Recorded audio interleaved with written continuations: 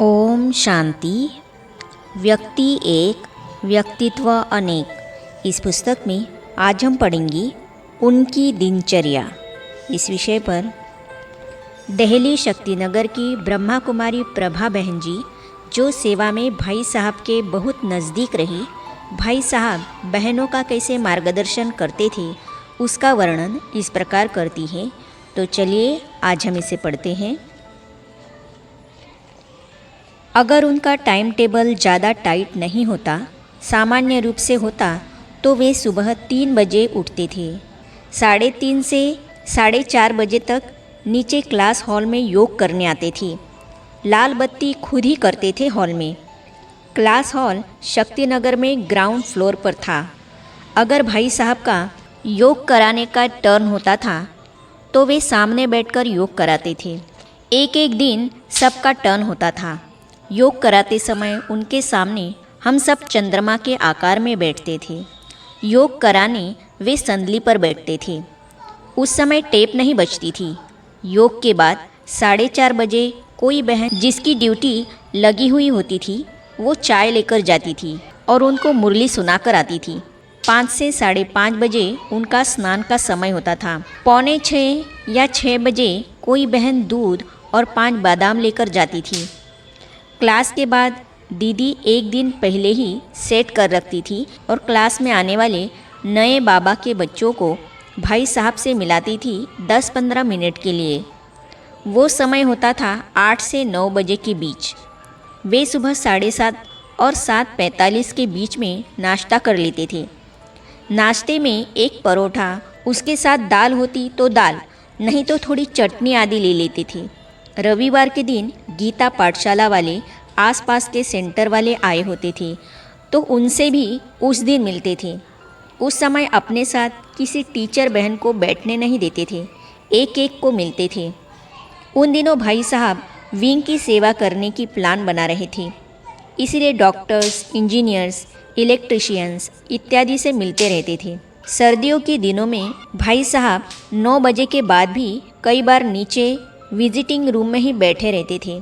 मुझे कहते थे कि 10:30 बजे के ट्रैफिक कंट्रोल के गीत के बाद 8-10 लोगों के लिए संतरे और सेब छिल कर के ले आना, साथ में कटोरी में शहद भी लेकर आना। वहाँ ऑफिस में एक घंटी होती थी मंदिर वाली। भाई साहब घंटी बजाते थे तो सब भाई बहनें जहाँ भी हो, जो भी सेवा कर रहे हो, छोड़कर चले आते थे। उनको पता होता था कि यह भाई साहब ने ही घंटी बजाई है। एक एक को दृष्टि देकर सेब और संतरे को शहद लगाकर खिलाते थे। सर्दियों में खासकर शहद लगाकर संतरा और सेब खिलाते थे। लगभग 11:30 बजे भाई साहब को खाना देते थे। एक चपाती, सब्जी, थोड़ा सा चावल, दाल और दही, यह उनका खाना होता था। उनको परवल की सब्जी बहुत पसंद थी। रोटी के साथ वे एक ही सब्जी खाते थे। भाई साहब कहीं बाहर गए होते और दिल्ली लौट आते तो उनके लिए हम खीर बनाते थे। एक बार भाई साहब के टेलीफोन का बिल 3,000 रुपये आया था। दीदी ने किसी व्यापारी भाई को बिल दिया और कहा, यह भाई साहब का टेलीफोन बिल है, आप भर दो। उसके बाद दीदी ने भाई साहब से कहा, देखिए इस महीने आपका टेलीफोन बिल 3,000 रुपये आया है, बैठे बैठे बातें ही करते रहते हैं क्या। भाई साहब कुछ नहीं बोले, चुपचाप सुनते रहे। हमारे में से एक बहन ने जाकर भाई साहब को कहा, भाई साहब आप तो किसी से फालतू बातें नहीं करते, फिर भी दीदी क्यों आपको ऐसे बोल रही है। उन्होंने कहा, सही है ना, बिल भरना तो उनको पड़ता है ना, उनका कहना भी तो सही है ना। भाई साहब की बात ज़्यादातर बड़ी दादी जी से, गुलजार दादी जी से और मुंबई के रमेश भाई जी से होती थी। इनके बाद लंदन बात होती थी जयंती बहन जी और दादी जानकी जी से। 1 बजे हम बहनों के भोजन के लिए घंटी बजती थी। कभी कभी महीने में 1-2 बार छिपकर बिना बताए आकर हम बहनें भोजन कैसे करती हैं, शांति में रहकर बाबा की याद में करती है या बातचीत करती है, देखा करते थे। एक बार हम दीदी से ज्ञान की और सेवा की ही बातें करते खाना खा रहे थे। भाई साहब पीछे से हमारी बातें सुन रहे थे। अगले दिन ही डाइनिंग हॉल में एक बोर्ड लगवा दिया दीवार पर कि ब्रह्मा भोजन दुख भंजन भोजन है।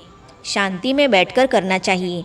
बीच बीच में हम लोगों को याद दिलाते थे, कहते थे भोजन करने में 10 मिनट लगते हैं, क्या 10 मिनट शांति में रहकर भोजन नहीं कर सकते?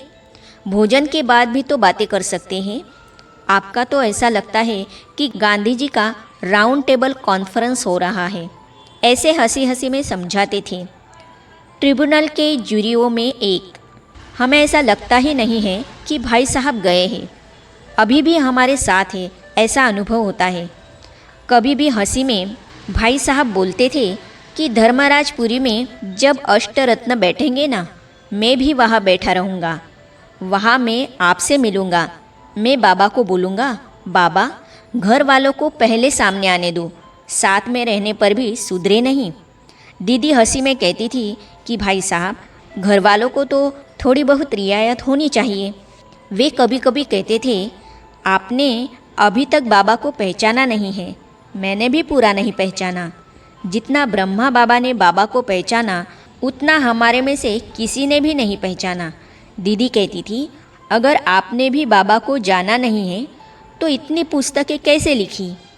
मम्मा, ज्ञान की देवी आपकी जीभ पर बैठी है, तो आप कैसे कह सकते हैं कि मैंने भी बाबा को पूरा जाना नहीं है? वे कहते थे, ब्रह्मा बाबा में कितना समर्पण भाव था, कितना उन्होंने बाबा को जाना था, यह विश्व किशोर भाऊ जानते थे और मैं जानता हूँ। ऐसी ऐसी बातें वे हम बहनों को रात्रि क्लास में सुनाते थे। भाई साहब हमेशा बहनों को कहते थे, सबके साथ चलो, सबको साथ लेकर चलो। आगे हम पढ़ेंगे उनका सादगी, संयम, नियम, त्याग, तपस्या युक्त अनुशासन प्रधान जीवन था। इस विषय पर दिल्ली शक्तिनगर से ब्रह्मा कुमारी रानी बहन जी जगदीश भाई साहब के साथ के अपने हृदयस्पर्शी अनुभव इस प्रकार सुनाती हैं। तो इन अनुभवों को हम पढ़ेंगे अगली कड़ी में।